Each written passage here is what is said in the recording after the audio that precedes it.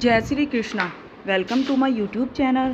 Please like and subscribe my channel. आज हम आपको महाभारत का एक छोटा सा वृत्तांत सुनाते हैं जिसमें एक छोटी सी गौरैया का श्री कृष्ण पर बहुत विश्वास था। कुरुक्षेत्र के युद्ध क्षेत्र को विशाल सेनाओं के आवागमन की सुविधा के लिए तैयार किया जा रहा था। उन्होंने हाथियों का इस्तेमाल पेड़ों को उखाड़ने और जमीन साफ करने के लिए किया। ऐसे एक पेड़ पर एक गौरैया अपने 4 बच्चों के साथ रहती थी। जब उस पेड़ को उखाड़ा जा रहा था तो उसका घोंसला जमीन पर गिर गया, लेकिन चमत्कारी रूप से उसकी संतानें अनहोनी से बच गई। लेकिन वो अभी बहुत छोटे होने के कारण उड़ने में असमर्थ थे। कमजोर और भयभीत गौरैया मदद के लिए इधर उधर देखती रही। तभी उसने कृष्ण को अर्जुन के साथ वहां आते देखा। वे युद्ध के मैदान की जांच करने और युद्ध की शुरुआत से पहले जीतने की रणनीति तैयार करने के लिए वहां गए थे। उसने कृष्ण के रथ तक पहुंचने के लिए अपने छोटे पंख फड़फड़ाए और किसी प्रकार कृष्ण के पास पहुंची। हे कृष्ण, कृपया मेरे बच्चों को बचाए, क्योंकि लड़ाई होने पर कल उन्हें कुचल दिया जाएगा। सर्वव्यापी भगवान बोले, मैं तुम्हारी बात सुन रहा हूँ, लेकिन मैं प्रकृति के कानून में हस्तक्षेप नहीं कर सकता। गौरैया ने कहा, हे भगवान, मैं जानती हूँ कि आप मेरे उद्धार करता है। मैं अपने बच्चों के भाग्य को आपके हाथ में सौंपती हूँ। अभी आपके ऊपर है कि आप उन्हें मारते हैं, उन्हें बचाते हैं।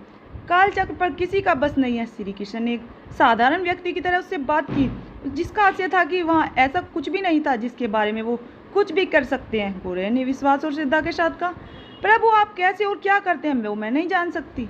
आप स्वयं काल की नियता है, यह मुझे पता है। मैं सारी स्थिति और परिस्थिति एक स्वयं को परिवार सहित आपको समर्पण करती हूँ। भगवान बोले, अपने घोंसले में 3 सप्ताह के लिए भोजन का संग्रह करो। गौरैया और श्री कृष्ण के संवाद में से अनभिज्ञ अर्जुन गौरैया को दूर भगाने की कोशिश करते हैं।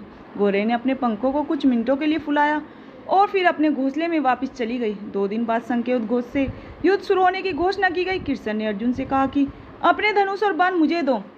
अर्जुन चौंका, क्योंकि कृष्ण ने युद्ध में कोई भी हथियार नहीं उठाने की शपथ ली थी। इसके अतिरिक्त अर्जुन का मानना था कि वह भी सबसे अच्छा धनुर्धर है। मुझे आज्ञा दे भगवान। अर्जुन ने दृढ़ विश्वास के साथ कहा, मेरे तीरों के लिए कुछ भी अभ्यग नहीं है।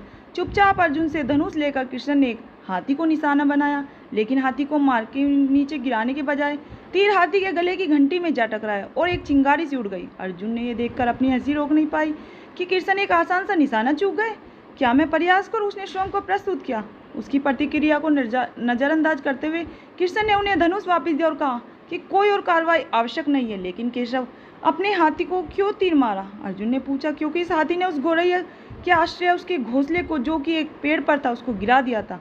कौन सी गौरैया? अर्जुन ने पूछा। इसके अतिरिक्त हाथी तो अभी स्वयं और जीवित है, केवल घंटी टूट कर गिरी। अर्जुन ने सवालों को खारिज करते हुए कृष्ण ने उसे संग फूंकने का निर्देश दिया। युद्ध शुरू हुआ। अगले 18 दिनों में कई जाने चली गई। अंत में पांडवों की जीत हुई। एक बार फिर कृष्ण अर्जुन को अपने साथ सुंदर युद्ध क्षेत्र में भ्रमण करने के लिए ले गए। कई सौ अभी भी वहाँ थे जो अंतिम संस्कार का इंतजार कर रहे थे। जंग का मैदान गंभीर, अंगोर, सिर बेजान, सीढ़ी और हाथियों से अटा पड़ा था। कृष्ण ने एक निश्चित स्थान पर रुके और घंटी, जो कि हाथी पर बांधी जाती है, उसे देखकर विचार करने लगे। अर्जुन, उन्होंने कहा, क्या आप मेरे लिए यह घंटी उठाओगे और इसे एक तरफ रख देना? निर्देश बिल्कुल सरल था, पर तुम अर्जुन के समझ में नहीं आया। आखिरकार विशाल मैदान में, जहाँ बहुत सी अन्य चीज़ों को साफ करने की जरूरत है, श्री कृष्ण उसे धातु के टुकड़ों को रास्ते से हटाने के लिए क्यों कहेंगे? उसके प्रसन्न दृष्टि उसकी ओर देखा। हाँ, यह घंटी, कृष्ण ने दोहराया। यह वही घंटी है जो हाथी के गर्दन पर बंधी थी। मैंने तीर से मारा था। अर्जुन किसी और सवाल भारी घंटी उठाने के लिए नीचे। जैसे ही उन्होंने उसे उठाया, उसकी हमेशा के लिए जैसे दुनिया बदल गई। 1, 2, 3, 4 और 5, 4 युवा पक्षी और उसके बाद एक गौरैया उस घंटी के नीचे से निकले।